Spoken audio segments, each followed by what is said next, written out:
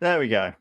Hello again, everyone. Welcome back to the Main Event Podcast. We're here today for the 199th episode of our wrestling-based podcast. I'm Jez. That's Dan. Me. How the devil are you doing, sir? Hot. It is hot, isn't it? Yeah. It's I not am like hot. that we ever really get to say that, especially this year, but it is hot, and I'm all for it. I'm going to embrace it, to be honest I've with got you. 2 drinks. That's how hot I am. 2 drinks? Yeah. 2 drinks? Well, Two drinks. we'll get into one of those in a second, but I feel like that's a little bit greedy if I am being honest with you. Just throwing my candid thoughts out there for you. Yes, so 199 episodes of the show that we started about 3.5 years ago, approaching our 4th anniversary at the end of this year. And we'll be going on a little bit of a hiatus in the next couple of weeks. You're off on jury duty, you lucky boy. Right. And I'm going on holiday at the on the SummerSlam weekend and through that, so I won't be around that time. So we'll be back at some point in the beginning of August. Watch social media to know when we are back. But you've got us at least for the next 30 minutes, I would say, as we talk about everything going on in the wrestling world that hasn't been on a pay-per-view or premium live event in the last couple of weeks, because it's been a very busy event time, and we haven't just got to talk about all the storylines and things that have been happening. So keen to do that. And you mentioned you got 2 drinks. I would hope that at least one of those drinks belongs to our sponsor, Goat Drinks. I'm on the Easy Goat. I'm on the Easy Goat. Easy Goat. Easy Goat. We're drinking Easy Goat. We're drinking Easy Goat. Yeah, that. Yeah. So it doesn't really work over like internet delay because it's like synchronizing difficulties. But, just picture it working together in its own techno way in your head. Available in many flavors, as you already know if you've been watching the show before. The Easy Goat that we're drinking is the watermelon, sugar-free, caffeine-free version. The majority of them are sugar-free, but only this one is caffeine-free, which I know is of great import to you, Dan, as a caffeine allergist, if that's a word. Yeah, it is something now. like that. I'm on the watermelon. Not my favourite flavour. My favourite flavour is the cherry, which I've just ordered some more of. Looking forward to getting some more of that. And I'm gonna make some cocktails with it in these summer months. Do it on the stream. Yeah. Why the hell not? I'll do it on the stream with you. Okay. Because I don't know how to make cocktails because it'll be funny.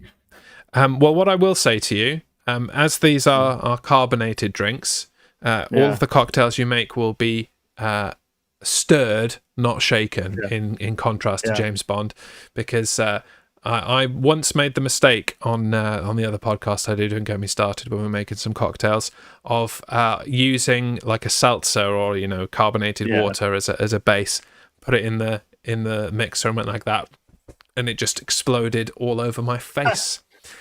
So yes, stir, don't shake, for any Easy Goat cocktail you might try and make.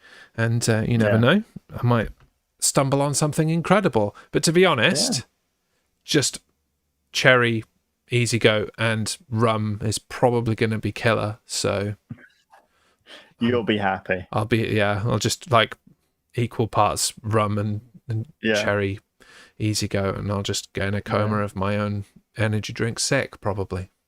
Fair enough. Not sure it'll be the greatest selling point for Goat Drinks, but I'll have enjoyed myself and it'll have made some content. So there you go. Content, that's all that matters. Speaking of content, you are wearing your championship belt like you are our former tribal chief, or our tribal chief, the former tribal chief, according to Solo Sikoa. I mean, I don't know if it deserves better, but don't worry. It will get better in a few weeks as soon as I win it from you. We haven't got any updates to the prediction competition today, but the score's on the doors heading into our last couple of weeks. I'm on 97, you're on 92, which means I've got a comfortable lead. And you do, but things can always change. Things can always change, and things may change, especially, and this is an open question as we move into our first topic of many on this show. Yeah. We're going to talk about the G1 Climax tournament that starts Yeah. this Saturday.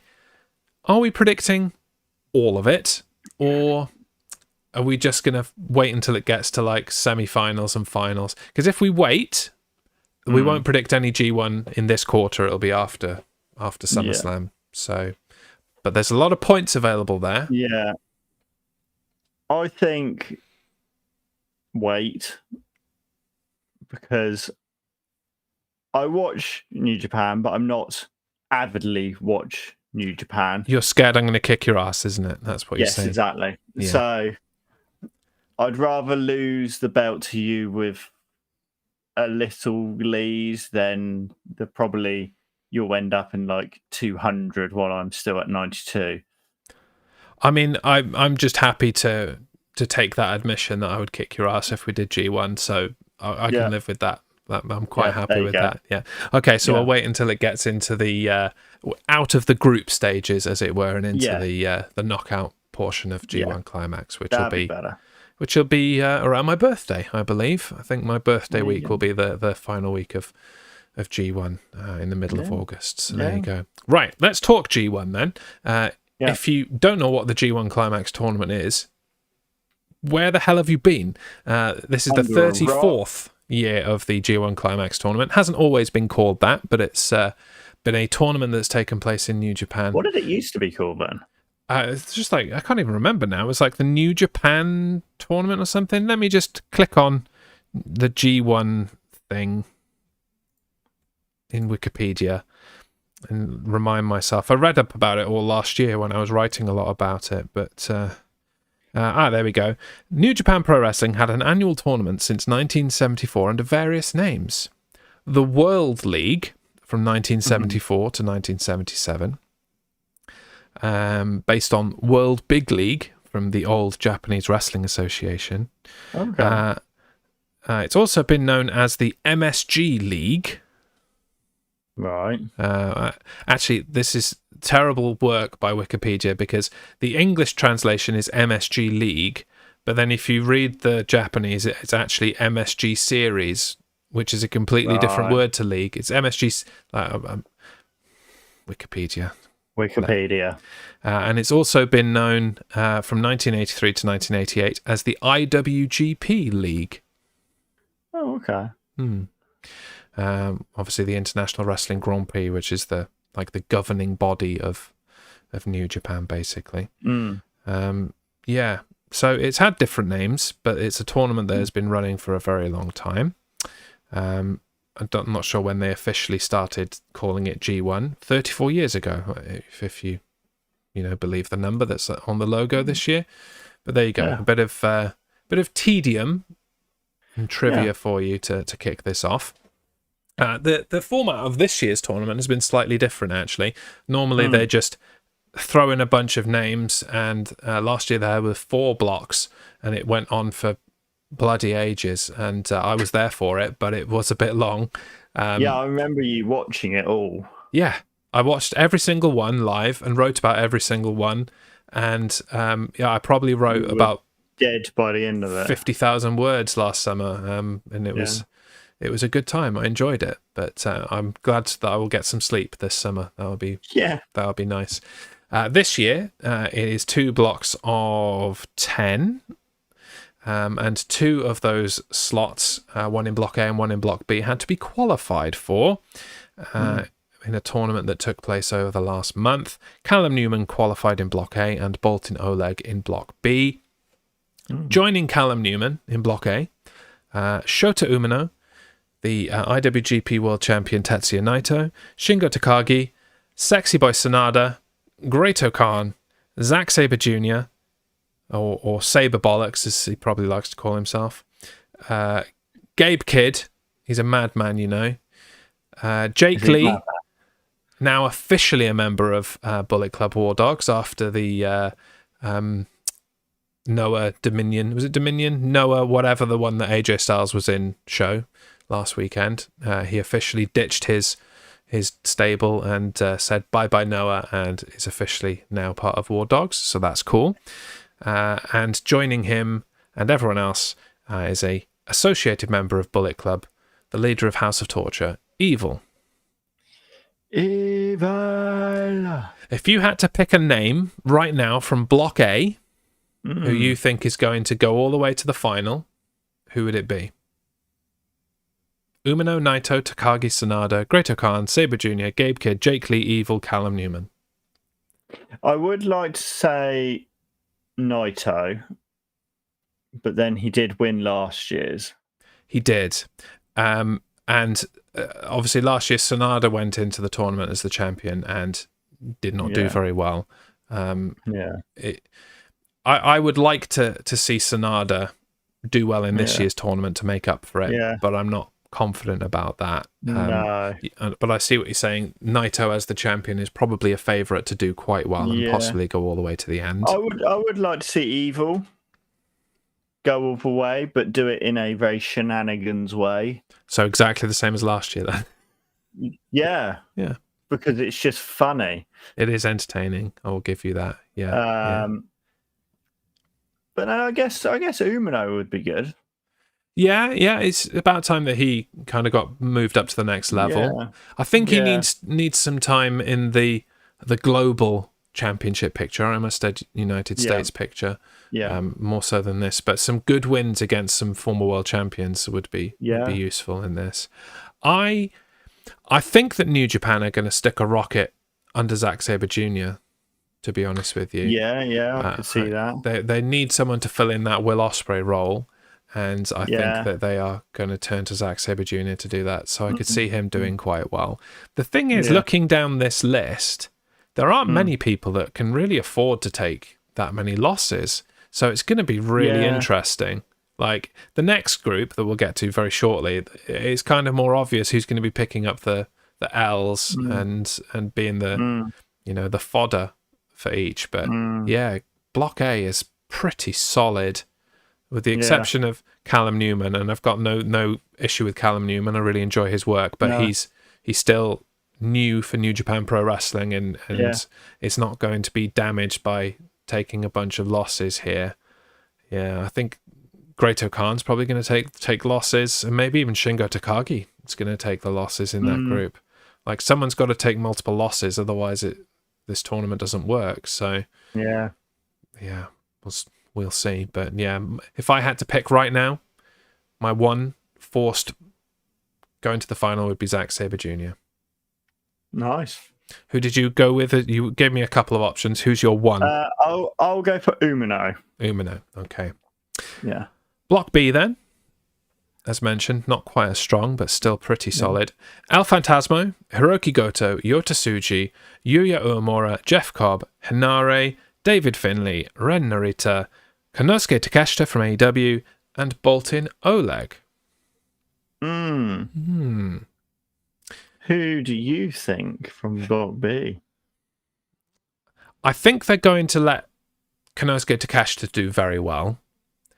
Yeah. I don't think he's going to get to the finals, but I do think that he will qualify out of the block stages and probably lose his first, knockout match, I would expect. Yeah. Finlay needs to. Yeah, I was just thinking David Finlay needs to get pushed pretty much all the way. Yeah, more so than ever before after, the weird injury thing that he had and missing some time. That was New Japan Cup, so he probably was going to win New Japan Cup or at least do very well in that. And instead he was, taken out of it after the first round. So Finlay is a good one. I think Hinare will probably get a good chunk of wins in there. It's not so obvious to me in this group who is going to be the one that could go all the way to the final.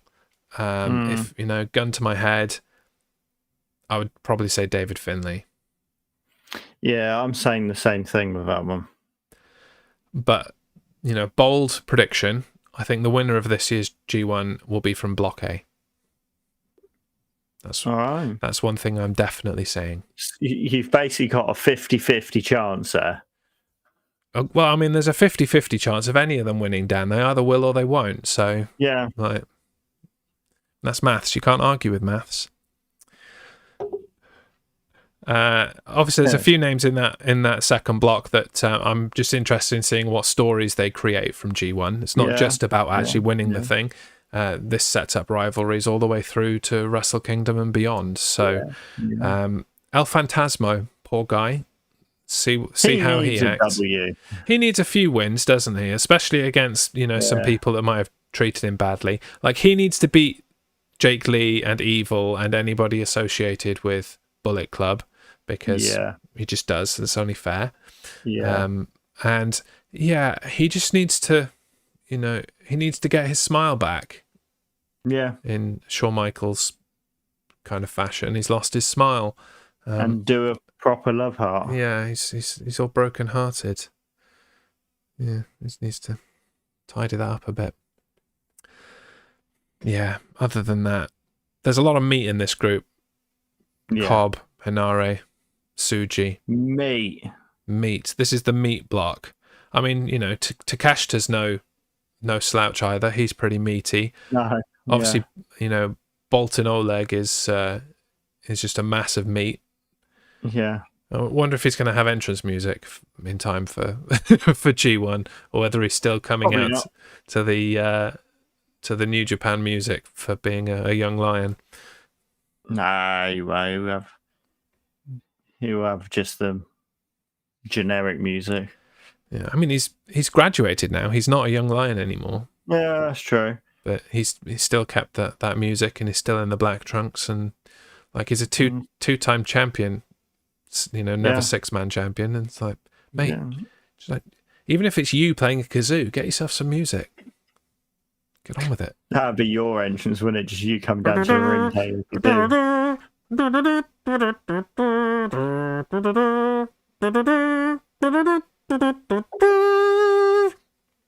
Repeat. Okay. That's my entrance music on a kazoo. Fair enough. Any other thoughts? Would you like to make a bold prediction about G1 Climax 34 before we crack on? Not really. No? Wimp. No. Absolute wimp. Yeah. Absolute wimp. Get some goat in you and get some courage down. I want a bold prediction out of you by the end of the night. Oh, God. Right, let's move on to our... Evil goes all the way. Ooh, evil all the way. Okay, fair enough. Fair enough. Right, let's move on then.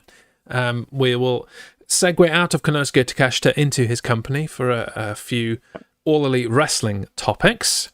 Mm-hmm. This was a few weeks ago now, but we haven't really had the opportunity to talk about it. We talked about Forbidden Door, and then that was about it. Yeah. MJF turning heel. Mm-hmm. He's been back less than a month. Yeah. He apparently has resolved all of his issues with Adam Cole by just kicking him in the balls. It's like, months of betrayal. Just kick him in the balls, and that's job done, is it? Right, okay, cool. That's how it works. I know that Adam Cole's injured and that they're going to have to wait for that to be paid off, but I'm going to come out and say I don't like MJF turning heel at this stage. No, I don't. And I don't like how he turned heel either. And I don't mean that in a, oh my God, he hurt Danny Garcia, I can't believe it. Because I frankly don't care about Daniel Garcia as a character. It doesn't do anything for me, the whole, dancey shtick. It doesn't do anything for me. And is he really so over that people actually care enough to believe this MJF heel turn on the back and front and blood all over it of Danny Garcia? No. I don't think so. And I haven't watched this week's Dynamite from last night as of recording, so I don't know what's gone on there with MJF. But last week there were very little boos for MJF. The week after he turned heel, there was very little hate coming MJF's way from the crowd. And MJF, being MJF, did his best to garner some boos. I don't think people are ever going to dislike MJF at the moment, because everyone loved him. Yeah. I mean, he didn't really turn babyface. He was turned babyface by the crowd. Yeah. So it's very, very difficult to undo that. And if you're going to do that, it's really got to be turning on someone that the crowd really genuinely care about. Yeah. And I'm not sure who that would be in AEW right now. I don't think... Not Daniel Garcia. No, it's not Daniel Garcia. I don't think they've really got a top babyface now. Will Ospreay? Yeah, I mean, that's how they're trying to make this heel turn stick, isn't it? In a feud with Will Ospreay, but he's also the new guy. He doesn't fully represent AEW yet. Yeah. You know? Who else is there? Bryan Danielson, but he jumps back Bryan and Danielson. forth. Yeah. And who are their top baby faces, honestly? Swerve, I suppose, but even then, you know, he jumps back and forth. He was heel not so long ago. Yeah. If there is one that we're, you know, glossing over, then it's pretty obvious that they can't be that big a babyface. They're not that memorable. Yeah. So I don't dig it, and I don't think that they should have turned MJF heel, but we'll see how it goes. And I can't wait for him to get to All in Wembley Stadium and for his to be the biggest pop of the whole night, because Britain loves MJF, even when he calls our teeth crooked and says offensive things about Britain, most of which are true, which is why we can't boo the guy. Yeah. Speaking of heel turns, Mariah May won the Owen Hart Cup Tournament Championship thing and immediately turned heel on Toni Storm, busted her open, stuck a stiletto in her head, licked her blood, rubbed it all over her face, turned on several people. What did you think of it? I'm kind of there for it. I am too. I feel like the last few weeks leading into it could have been better. Yeah. The whole Mina Shirakawa thing at Double or Nothing could have been more fuel to this fire as to the reason that Mariah May turned on her and all that kind of thing. But in the end, that was a bit of a damp squib, as we discussed on the podcast a few weeks ago. And so this was good, and I enjoyed it, and I'm looking forward to seeing this match between the two of them and Mariah May's, you know, heel run. But it also could have been a lot better, I think. Yeah. As something that has been obviously planned for a long time, this was the long-term story that has been in the books for a while, I would suggest. I don't think this is a whimsical decision. I think they've been building towards this since Mariah May debuted and went by Toni Storm's side. This was probably always going to happen. It was a matter of when that fit into the story. But you could have presented us with a few more reasons coming into it, I think. Yeah. That would have just made it that little bit better. Made it better. Yeah. If she'd have chosen, when forced to choose between Toni Storm and Mina Shirakawa, if she'd have chosen Toni Storm and abandoned Mina Shirakawa, and then turned on Toni Storm as well, that's your cherry on top. There's your cherry on top. But instead it was like oh, no, I don't want to have to choose. And then she didn't choose, and it didn't do anything. And then they did that awkward hugging. The dance thing at the press conference, which thankfully not many people saw because nobody really watches the media scrums, but no, it was a bit weird. Strange. Very strange, yeah. Any other random AEW topics that you would like to discuss?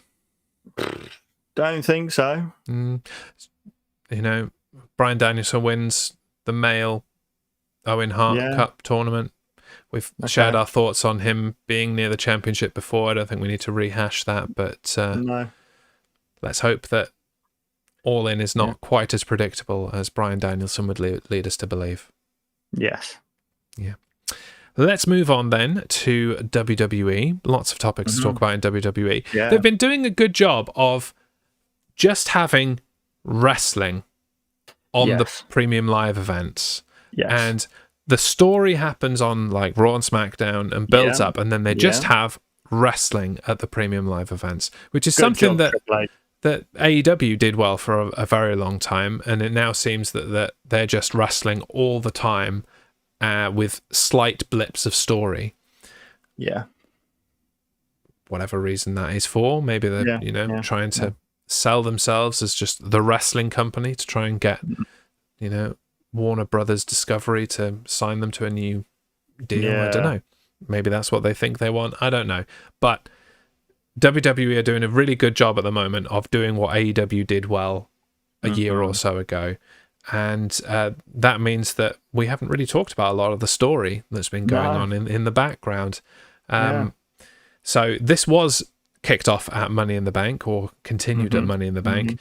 Drew McIntyre was suspended for his actions at the press conference following Money in the Bank. Last week on Raw, he had a meeting in the ring with Adam Pearce, where Adam Pearce decided that he was still suspended. Right, yeah, cool. That was a excellent meeting. An example of a meeting that probably could have been an email. It's like, are you going to apologize to the referees? No. Okay, you're still suspended. Did we have to have a meeting for this? No, we definitely could have done this on the phone. But sure. I am concerned that CM Punk is not going to be ready for SummerSlam, and that is why they're dragging this suspension out a little bit. And it's a good way to holding pattern the whole thing. They'll have the match when they can have the match. I don't think they're going to try and wait until Survivor Series. They might try and wait until Bad Blood. Yeah, that's what I was thinking. They might try and wait until Bad Blood, because then it kind of suits the name. Yeah. I feel like Bad Blood is the kind of spiritual successor to the Hell in a Cell pay-per-view, and is where we're likely to see Hell in a Cell matches. But Bad Blood in 1997, the first one with an extra D on bad, but still the same event, was where the very first Hell in a Cell was. So I could see there being a Hell in a Cell at Bad Blood in October. Will it be for cool. McIntyre and Punk? Maybe not. Cool. But yeah, that could be where we get this culmination. But that's another 3 months of waiting. I'm not sure about that. What is the next pay-per-view from WWE after SummerSlam? It is Bash in Berlin. Yes. I don't think they've announced one for September. They've got SummerSlam early August, Bash in Berlin last weekend of August. And I don't know if they've announced one for September, so it might go Bad Blood after that. Or they might throw another one in there. Might just randomly put another one out, like Armageddon. Yeah, I mean, this isn't on our list of topics, but WWE have also very recently trademarked a lot of old WCW pay-per-view names. New Blood Rising, Super Brawl. They already had some of the others. Obviously, Great American Bash is coming up for NXT in a few weeks. They've been doing that one for years. That's an old WCW one. War Games, obviously, combined with another one. I don't know if they're planning on doing something WCW-esque, or whether they're just going to continue the trend of NXT having old wrestling pay-per-view names. They're not just limited to WCW. We just had Heatwave, which is an ECW event. Or whether they're going to trot them out for themselves, or maybe soft revive WCW. They can do what they want when they're on Netflix. Yeah, exactly. They can do absolutely what they want. I want to see Super Brawl on Super Bowl weekend. That's what I want to see, especially with WrestleMania being pushed that a little bit later now. You know, it's in May next year, isn't it? It's not even in April, or is it late April? No, it's late April because late April. Yeah, but then I think that they're trying to push it to May the following year. So if you're pushing WrestleMania a bit later in the year, you've got room for an extra pay-per-view there. So Royal Rumble, Super Brawl, Elimination Chamber or not, because that one's nonsense, and roll yourself through the next extra event or two up to WrestleMania. Yeah. Sounds good to me. Cool. But CM Punk, sort your arm out and getting bored. Yeah. Is the TLDR of that topic. Yeah. Last week on Raw, we had the return of Rhea Ripley. We haven't really spoken too much about this Dominic Mysterio, Liv Morgan, Rhea Ripley, Judgment Day in turmoil, and Damian Priest being the stepdad that catches them in the act all the time. Yeah. Like, I think this has been done incredibly well, especially for something that they had to throw kind of together quite quickly. You can tell that it was always going to be the plan of Liv trying to steal Dom and all that kind of thing. But they turned it up to 11 when Rhea Ripley was injured and couldn't be there. And I think it's probably the most coherent thing that Liv Morgan has ever done in WWE is this trying to steal Dom, the Liv Morgan revenge tour kind of deal. And the way that Dominic Mysterio was acting on Raw, dropping in the mamacitas and like giving her black roses. It's like, mate, just get yourself a lowrider and turn up to pick up Rhea Ripley on Raw in a tux and tell her you're taking her on a date. And, let's just completely rerun the fun on that Eddie Guerrero China story from 2000. Like, just do it. Make it a carbon copy, because that's what people want to see. People just want to see that rerun. Yeah. Absolutely. His mustache gets dirtier by the day. So we got to do it before somebody arrests him for that mustache. Yeah. He ends up back in prison. So let's not waste time. Let's get on with that before it's too late. Book it. At what point, if at all, do you think that Finn Balor turns on Damian Priest? Oh, I think it's definitely going to happen. I think it's pretty obvious that it's going to happen. Do we see it at SummerSlam where he costs Damian Priest the title to Gunther, and then we string it out for a bit, and then we get Bad Blood? Because, that would be another Bad Blood thing to go. So that would be pretty cool. And we're getting into more bold predictions here. I think in some way, by hook or by crook, Damian Priest is going to beat Gunther at SummerSlam. I don't know why. It's just a feeling I have. Nobody expects Damian Priest to beat him. Yeah. And, Damian Priest couldn't defeat him for the Intercontinental title when Gunther was champion. Yeah. And they're... Even in the story now with Gunther, he started to go, well, you're a paper champion, aren't you? You haven't really done anything since winning the title. Yeah. You've brought no prestige to it. It's just on your shoulder. That's it. There's nothing doing about you.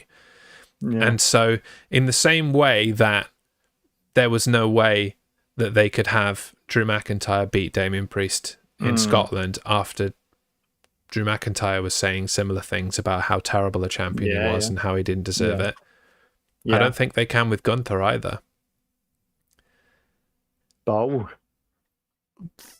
Can they pull off a story in which Finn Balor tries to cost Damian Priest the championship, but cocks it up, costs Gunther the championship, but obviously Damian Priest is still pissed off anyway?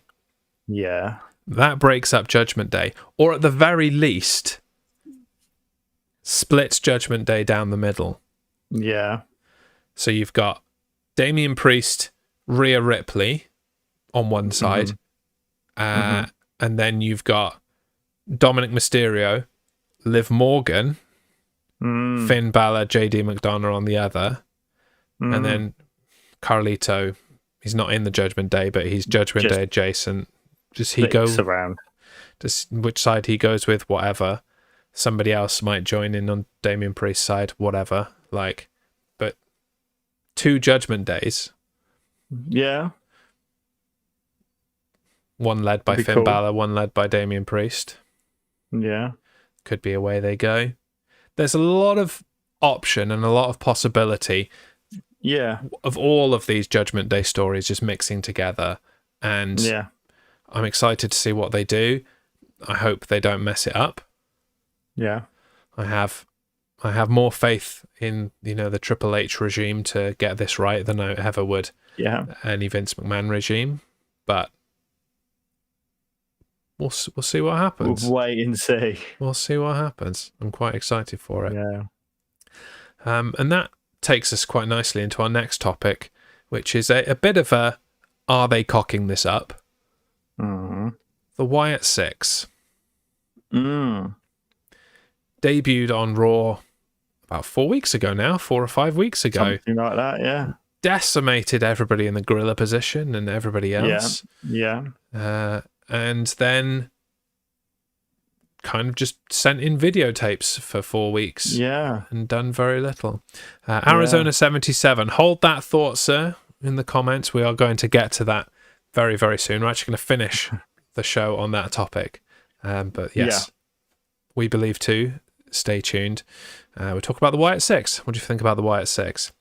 The thing that gets me, right? So we had several months of build-up to get the Wyatt Sicks in the door. Yeah. What method did they use to, tease and build up the Wyatt Sicks? What, before they came? Yeah. They used the cryptic QR codes and all that sort of stuff. Okay, QR codes, digital things over the top of the screen, hijacking a high definition broadcast, streamed broadcast, cable broadcast, whatever you want to call it. Yeah. They debut, and then all of a sudden, it's like, oh, actually, we don't know how to do any of that, and here's some technology from the 90s. Yeah. Let's give you a videotape, and I like it. It's kind of kitschy. Yeah, it's fine. But you could have just done the whole thing on VHS delivered by creepy people. Like, you could have just drip fed that in and brought a different VHS every week rather than the QR codes. It's just a bit opposite ends of the spectrum for me. It's like fully technologically able QR codes and all that stuff, and it's like, here's a VHS. And then what gets me is they play the VHS and they don't even try to make it look like a VHS. Like, no, it should be square picture with black bars down the side. It should be terrible quality, and it should at least have some kind of like roll or flicker. But no, it's just basically the same picture that you've had the entire time with the odd buzzard thrown over the top. And it's just, you were so close to making this perfect. Why didn't you just think that a little bit more as you were putting this together? And I suppose even with that, weeks and weeks and weeks of QR codes and stuff to get there. They debuted, made a massive impact. It was a great debut. Shot Chad Gable in the head, and he came back from the dead. Our Lord and Saviour, Chad Gable. Since then, it's just been videotapes, promos, and then we had Bo Dallas getting the crap beaten out of him this week. Is this taking too long? I'm actually enjoying it. The way they are kind of stringing it out a bit, and it's kind of like they're more tormenting. Like, obviously something happened to Chad. So they're kind of like, we're not going to do it yet, but we're going to appear just to scare the hell out of you, mate, and think you're going to get you shot in the head again. And I'm glad that we did have that segment with, Gable and the Creed brothers. Creed brothers. How many years have I been calling for the Creed brothers to join with Chad Gable? I think I first asked for that in like 2021. Like, it was a very long time ago. So got that now. Thank you very much. That's a tick on that box. But so we had 2 or 3 weeks of videotapes about Bo Dallas and Uncle Howdy. We've had one about Rowan. Are we really going to go through all of them? A videotape a time a week? Yeah. Before we actually get anything substantial out of it. I can't wait that long, man. That's long. That's so long. And I'm not sure I'm on my own. How many weeks are until SummerSlam? 2 now. So you got 2. I think it's so we could get there's 2 Raws, I think. Let me have a look. Where are we? Yeah, 2 Raws. Next Monday the 22nd, one on the 29th, and then SummerSlam's the following Saturday. So 2 Raws. So we could get 2 more in theory, but we could get 3 in, I guess. You could extend it to SmackDown if you wanted. If you wanted to get the last ones in. Yeah. I mean, there's not even 6 of them, is there? There's 5 of them, so you could squeeze another one in, two in one of the Raws, or one at SummerSlam. I don't know. Yeah. But then they could do something at SummerSlam, which I hope they do. Me too, because that's one thing that really bothered me is that they weren't at Money in the Bank. Chad Gable was in the ladder match, and they're just like, yeah, all right, Chad, you go try and win Money in the Bank. We'll leave you alone. You know, we shot you in the head, and we've been tormenting you for weeks, but this is Money in the Bank, mate. You've got to go for that, haven't you? Enjoy that. Yeah. We'll leave you be. It's a bit I will say, weird. I do like the fact that they are showing the alter egos of the characters. Yes. You know, like obviously Bo Dallas is Uncle Howdy and Eric Rowan is Rambling Rabbit. Actually, saying that, will they do one for Dexter Lumis, a video package, because he doesn't Dexter talk. doesn't speak. Yeah. I think they need to for the comedy. They need to have somebody. No, let's have an articulate talking Dexter Lumis interviewing Mercy the Buzzard. Is Mercy the Buzzard he is, isn't it? He's the Buzzard. Yeah. Let's have an articulate talking Dexter Lumis in like a suit and tie interviewing Mercy the Buzzard, who doesn't say anything and just sits there. Yeah. That'd be fun. Might be a bit too comedy though. I don't know. Yeah. And then we've got Joe Gacy as Huskus. Yeah. And then obviously Nikki Cross is Abby the Witch. Mm-hmm. Which, I think, to be honest, the castings are perfect. I think they're really good as well. Yeah. And the costumes as well are really well done. Fantastic. Yeah. And I've noticed something. I don't know if you noticed about Eric Rowan's Rambling Rabbit's costume. Did you notice he has a mask on the back of his thing? No. Is it the sheep? No, it's a skull of like a creature, and it's actually Luke Harper's mask from when they were in the Bludgeon Brothers together. Oh, that's nice. Nice. It's like, that's a nice little nod. Yeah. So, I really liked the Bludgeon Brothers. I liked the Bludgeon Brothers. I don't know as well. if they were around for us to talk about on this show. I don't think they were. We got Eric Rowan and his stupid spider instead, didn't we? And that was the last we got before we. And the mallet is the same as the Bludgeon Brothers mallet as well. Yes. Yeah, I just wish that they hadn't ruined the Bludgeon Brothers. Well, they didn't even ruin them. They just didn't do anything with them. They were just there and then they weren't there. Yeah. It's just one of, Vince McMahon's like, no, this isn't working. They're gone. And it was, I thought it was working. Yeah, I thought it was working as well. But I thought that was a nice little nod to Luke Harper. Good on you. Yeah, fair dues. Yeah, I do like all the little tributes and,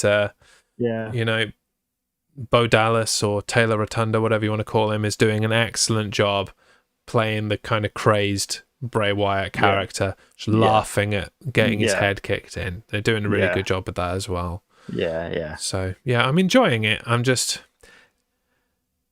We had this problem when Bray Wyatt came back that last time that everything took ages to build and then it couldn't anymore because he was taken ill, and I'm just worried that something will happen to one of them. They'll be not as bad as Bray, obviously, but I mean, it doesn't take much to pick up an injury when training or something, and then it derails the whole thing. And I'm not telling you I want it paid off tomorrow, but let's just pick up the pace a little bit. Yeah. Otherwise, something's going to happen, and then we're going to be waiting another 6 months for the group to be fully healed and have to do it. It's just going to ruin it. So, just give us a little bit more gas on this story, please, WWE. Yeah. That's all I'm asking. Yeah. And 2 quick topics now, really, because I just wanted to get your thoughts on them. Our mid-card champions, Sami Zayn as Intercontinental Champion and Logan Paul as United States Champion. It's kind of a state of the championship run. Yeah. How are you feeling about each of them? Sami Zayn, bored of his reign. I think he should have lost it to Chad Gable. Easy as that. Chad Gable deserved it. And if not Chad Gable, then Bron Breakker. Yeah, then Bron Breakker, whoever, anyone, really. Yeah. It's just done nothing with it, really. He's not raised the prestige of the belts. The belt's not raised his prestige. No. He did all the work that he needed to do with the Intercontinental Championship when he came back from, being scared of COVID and won the belt then. He did everything he could do with the Intercontinental Championship in that run. Yeah. So, just not doing it for me either. And Logan Paul, I get his character is this cowardly influencer / boxer with a screw in his fist and he cheats and all that palaver. But come on, man, come back and do a bit. He's defended the championship like 2 or 3 times in his entire reign. Because even when he was there for an extended period, it was to face Cody Rhodes for the WWE Championship. He's barely defended this championship, and at first he was raising the profile of the championship because it was a major influencer, somebody who has a massive following outside of the wrestling world. But since that initial he's the champion now, it's not really doing anything, and I feel like he should have dropped it to LA Knight a long time ago. Yeah. And I'm thoroughly looking forward to LA Knight as US champion. Yeah. I hope they don't just have him defend it once in a blue moon. He needs to do the opposite and defend it on every SmackDown and just run through the roster. Yeah. He better win at SummerSlam. That's all I'm saying. Yeah. And we could have thrown into that Bayley as WWE Women's Champion. Yeah, that's kind of gone a bit quiet, isn't it? I don't think she's done very much. And considering how stacked the women's roster is now. Yeah. It's cracking. I feel like there should be more going on there. And I'm worried that Nia Jax is going to beat her at SummerSlam. Genuinely concerned. I hope not, but I can see where you're coming from. Now, our last topic of the day. It's a juicy one. It's your time, Arizona 77 on YouTube. What did you say, my man? He said, Joe Hendry, next TNA champ. In Italy, we believe. Well, not only in Italy, but in London and Paris and Tokyo. America, Scotland and Canada and Mexico. I believe in Joe Hendry. Wave your hands from side to side and say. So that segues us into the final topic, which is the NXTNA crossover. Yeah. Joe Hendry is obviously the kind of most high-profile name of that, certainly from the men's side, to cross over to NXT, to cross the line, if you will. I like that they've brought that catchphrase back for this. The other is the Rascals reuniting on NXT. And obviously that's quite big because Zachary Wentz has come back to TNA after his not so illustrious end in his NXT run when he was with MSK. Let's do those two first. Joe Hendry and the Rascals. Well, of course, we love Joe Hendry on here. We do. Everything he's done in NXT at the moment is just great. Just great. Loving it. Give me more Joe. Yeah, I do like that they're actually fully leaning into the say his name and he appears thing. Yeah. Because like Booker T's out there going, just don't say it. Just don't say his name. Say his name. And then all of a sudden he just like what's his face? Vic Joseph accidentally says it, and then all of a sudden say his name and he appears. Yeah, it's just wonderful. Then Gallus backstage, you know, getting angry and accidentally saying the name, and he just appears next to them. It's just incredible. They're doing it brilliantly. It's such a simple thing as well. It really shouldn't be funny, but it is hilarious. And I wonder how long it can last being hilarious. Yeah. But it's still hilarious in TNA, and he's been doing it for like 2 years there. Yeah. So we need a Joe Hendry original music video in NXT. Yeah. That's the next step. Yeah. And I don't know who the subject of it is. Probably Gallus.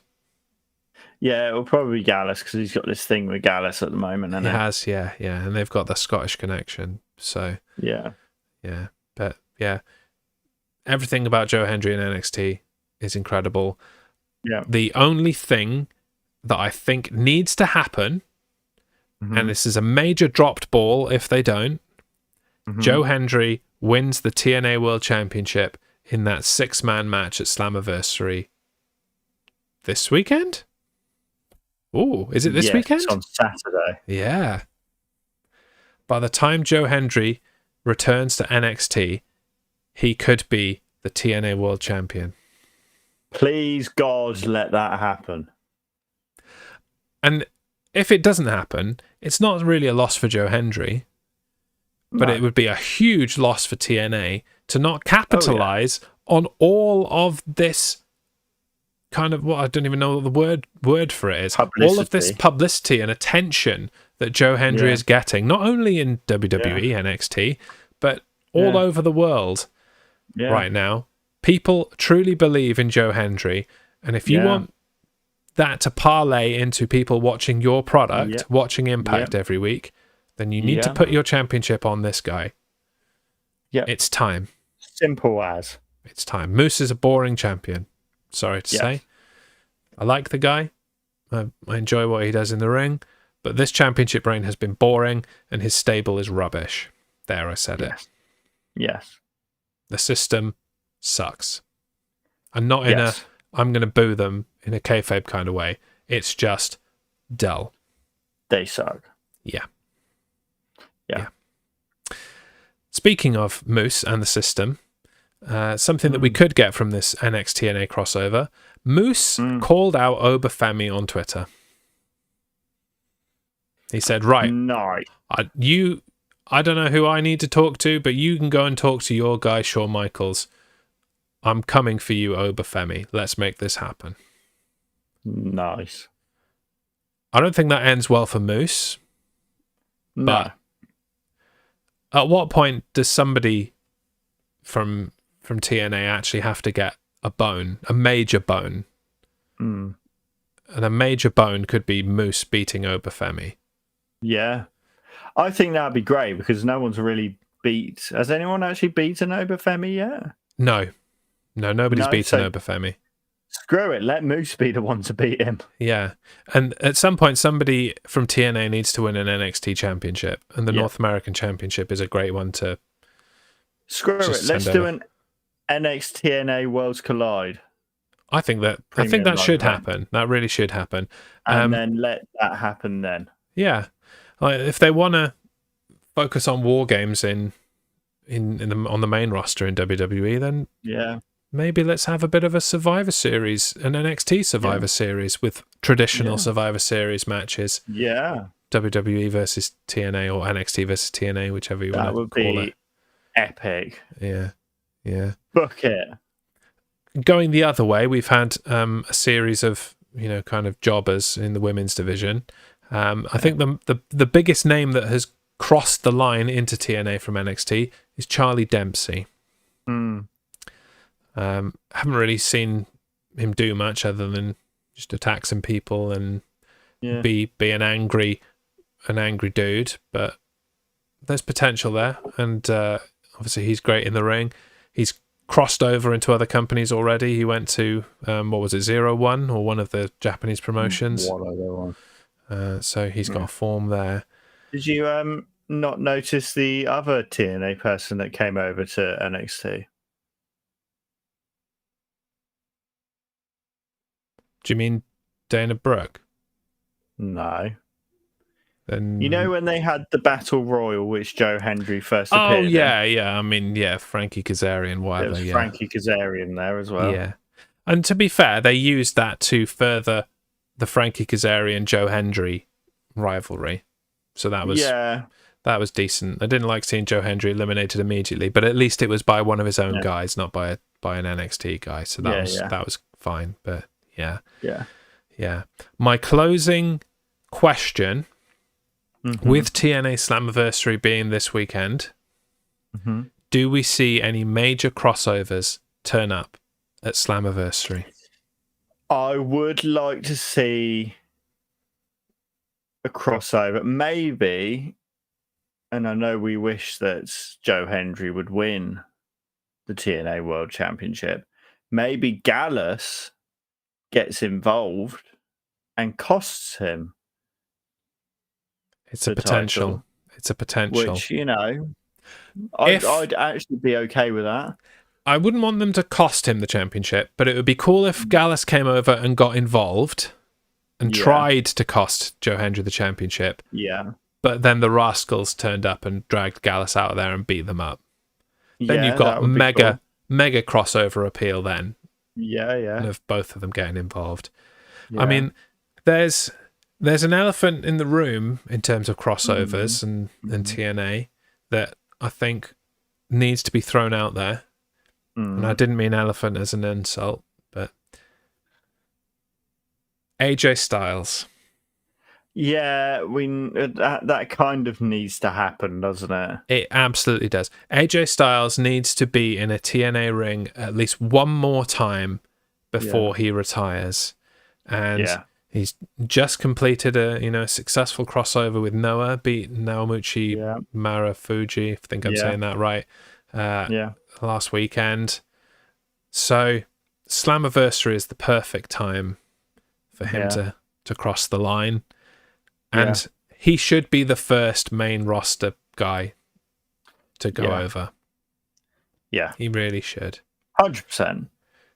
I mean, the only other option being that he's suspended and he's at a loose end, we get a Drew Galloway TNA return. I mean, that would be cool. They'd still call him Drew McIntyre. Just smashes some people up just because he's pissed. It could be an option, but really we want it to be AJ Styles.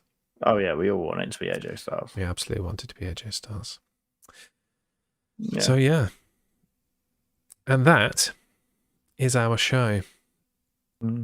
I quite enjoyed that. An hour of just general wrestling discussion and chit chat. We should probably do that more often, but they keep having a billion premium live events and pay-per-views across all of the companies, so it makes it quite difficult. Maybe we should just talk less about the crap ones. Yeah. And why don't we do that? Talk about topics and things in between. Who knows? But as we mentioned at the top of the show, we are now heading into a brief hiatus for a few weeks. We will be back in a few weeks. Watch this space for the exact date and time where we will debut our 200th episode of the Main Event Podcast. Yeah. Which will be fun and exciting. This would normally be the place where I would play some music and start to close things out, but I've broken everything. He's broken stuff. Much like the TNA stable, I've broken the system, and so now I need to make it all work again. But hey, maybe we'll get a fresh new outlook, fresh new design for episode 200 after our hiatus. I've got a couple of weeks to work on it, so there you go, ladies and gentlemen, you heard it here first. Hopefully the next time I see you, I will be raising that championship high above my head. So what have we actually got? Not to prolong this ending, we've got Slammiversary. We've got is it Death Before Dishonor? Ring of Honor, Death Before Dishonor, yeah, and then SummerSlam. So there are 3 events. So it could try and do it. Change. It could change. I highly doubt it, but it could. I'm quietly confident, but very quietly, quiet as a mouse. Yes. Very, very quietly. That's not confident. very quiet. Depends if I'm eating, which I probably am. If I was a mouse, I would eat a lot. Yeah, we would hear you a mile off. Yeah. Okay. Anyway, we're out of here. Note. We'll see you in a few weeks. Thank you very much to everybody that's tuned into this and the past 198 episodes of the Main Event podcast. I hope you'll join us for 200 in a few weeks. Until then, I've been Jazz. I've been Dan. And this is the Main Event podcast. Bye-bye. Bye.